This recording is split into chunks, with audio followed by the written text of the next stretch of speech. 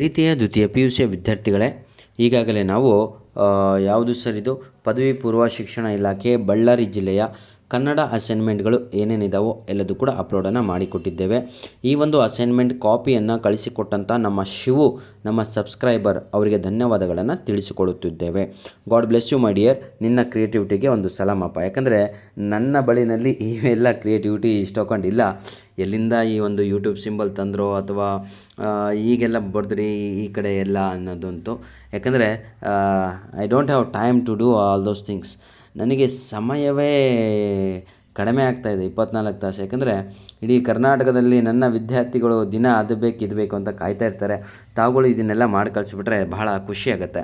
Anyhow, ಧನ್ಯವಾದಗಳು ಶಿವ ಅವರೇ. ಮತ್ತೊಮ್ಮೆ ತಾವುಗಳು ಕಳಿಸಿಕೊಟ್ಟಂಥ ಕನ್ನಡ ಅಸೈನ್ಮೆಂಟನ್ನು ಅಪ್ಲೋಡ್ ಮಾಡಿದ್ದೇನೆ, ಬಳ್ಳಾರಿ ಜಿಲ್ಲೆದು.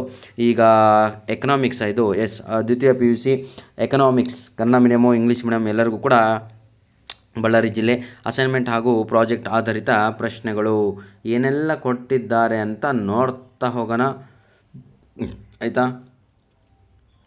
ಇದು ನಿಮ್ಮ ಏನಂತೀರ ಸರ್, ಏನು ಪಾಠಗಳಿರ್ತಾವಲ್ವ ಚಾಪ್ಟರ್ಸು, ಆ ಚಾಪ್ಟರ್ ಬೇಸ್ ಮೇಲೆ ಪ್ರತಿಯೊಂದು ಚಾಪ್ಟರ್ ಬೇಸ್ ಮೇಲೆ ಪ್ರತಿಯೊಂದು ಅಸೈನ್ಮೆಂಟ್ ಅಥವಾ ಪ್ರಾಜೆಕ್ಟ್ ವರ್ಕ್ಗಳನ್ನು ಪಿಕ್ ಮಾಡಲಾಗಿರುತ್ತೆ.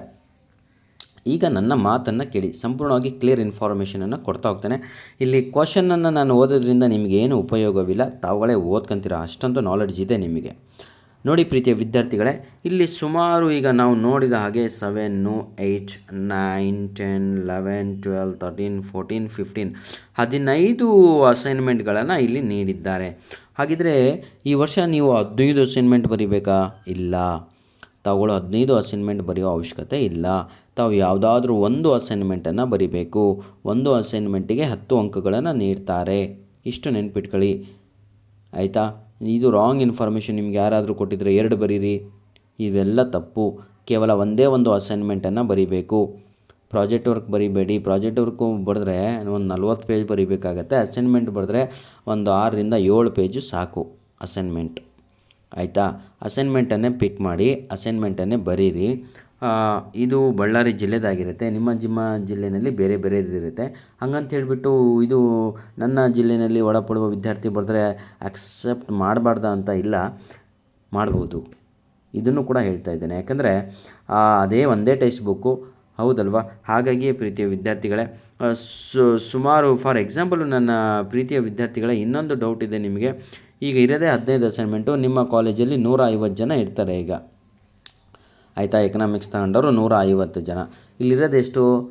15 ಅಸೈನ್ಮೆಂಟ್. ಹಾಗಾಗಿ ಪ್ರತಿಯೊಬ್ಬರಿಗೂ ಒಂದೊಂದು ಕೊಡ್ತಾ ಹೋದರೆ 150 ಅಸೈನ್ಮೆಂಟ್ ಬೇಕಾಗತ್ತೆ. ಹಾಗಾಗಿ ಏನು ಮಾಡ್ತಾರೆ ಅಂದರೆ 10 ಜನಕ್ಕೆ ಸೇಮ್ ಅಸೈನ್ಮೆಂಟ್ಗಳನ್ನು ನೀಡ್ತಾರೆ. ಅಂದರೆ 10 ಜನನೂ ಅಸೈನ್ಮೆಂಟನ್ನು ಬರೀಬೇಕಾಗತ್ತೆ.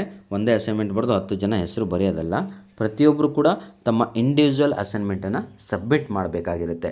ಸಾಕು ಅಂತ ಅನಿಸುತ್ತೆ, ಜಾಸ್ತಿ ಹೇಳೋದ್ರಿಂದ ಉಪಯೋಗವಿಲ್ಲ. ಈಗ ಮಿಡ್-ಟರ್ಮ್ ಎಕ್ಸಾಮ್ ಟೈಮು, ಪ್ರೀತಿಯ ವಿದ್ಯಾರ್ಥಿಗಳೇ, ಮಾಡಲ್ ಕ್ವಶನ್ ಪೇಪರ್ 1, 2, 3 ಏನಿದೆಯೋ ಸರ್ಕಾರದ ವತಿಯಿಂದ ಕೊಟ್ಟಂತಹ, ಬೋರ್ಡ್ ವತಿಯಿಂದ ಕೊಟ್ಟಂತಹ ಮಾಡಲ್ ಕ್ವಶನ್ ಪೇಪರು ಬಿಡಬೇಡಿ, ಚೆನ್ನಾಗಿ ಓದಿ. ಅದೇ ಇಂಪಾರ್ಟೆಂಟ್ ನಿಮ್ಮ ಮಿಡ್-ಟರ್ಮ್ ಎಕ್ಸಾಮಿಗೆ. ಹಾಗೂ ನಾನು ಅಪ್ಲೋಡ್ ಮಾಡಿರುವಂತಹ last year question papers, second year PUC ಏನು ಟೆನ್ಷನ್ ತಗೊಳ್ಳೋದೇ ಬೇಡ. ನಮ್ಮ ದ್ವಿತೀಯ PUC ವಿದ್ಯಾರ್ಥಿಗಳೇ, ಇದೇ ವರ್ಷದ ಕ್ವಶನ್ ಪೇಪರ್ಸ್ ಅಪ್ಲೋಡ್ ಮಾಡಿದ್ದೇನೆ.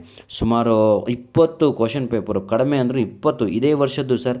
ಇದೇ ಲಾಸ್ಟ್ ತಿಂಗಳು ಸೆಪ್ಟೆಂಬರ್ ತಿಂಗಳಲ್ಲಿ ನಡೆದಂಥ ಮಿಡ್-ಟರ್ಮ್ ಎಕ್ಸಾಮಿನ ಸೆಕೆಂಡ್ ಇಯರ್ PUCಯ ಆರ್ಟ್ಸು, ಕಾಮರ್ಸು, ಸೈನ್ಸು ಎಲ್ಲರದ್ದು ಏನಂತೀರ ಸರ್ ಅದು ಕ್ವಶನ್ ಪೇಪರ್ಸ್ಗಳನ್ನು ಅಪ್ಲೋಡ್ ಮಾಡಿದ್ದೇನೆ. ಉಪಯೋಗಿಸ್ಕೊಳ್ಳಿ. ಎಕ್ಸಾಮ್ ಆದಮೇಲೆ ನೋಡಿದ ಮೇಲೆ ಉಪಯೋಗ ಆಗಲ್ಲ. ಹಾಗಾಗಿ ಧನ್ಯವಾದಗಳು. ನಿಮ್ಮ ಪ್ರೀತಿ ಸಹಕಾರ ಹೀಗೆ ಇರಲಿ. ದಯವಿಟ್ಟು ಒಂದು ಲೈಕು, ಒಂದು ಕಮೆಂಟು, ನಿಮ್ಮ ಕಮೆಂಟಿಗಾಗಿ ಕಾಯ್ತಾ ಇರ್ತೀವಿ ಸರ್. ಹಾಗೂ ಒಂದು ಶೇರ್ ಮಾಡಿ ಸರ್. ಅದೇನೋ ಇನ್ಸ್ಟಾಗ್ರಾಮ್ ಅಂತ ಹೇಳ್ತಾರಂತಲ್ವ, ಅದರಲ್ಲಿ ಶೇರ್ ಮಾಡಿದರೆ ಭಾಳ ಚೆನ್ನಾಗಾಗತ್ತೆ. ಯಾಕಂದರೆ ನಮ್ಮ ಹತ್ರ ಇಲ್ಲ ಅದು. ಧನ್ಯವಾದಗಳು ಪ್ರೀತಿಯ ವಿದ್ಯಾರ್ಥಿಗಳೇ.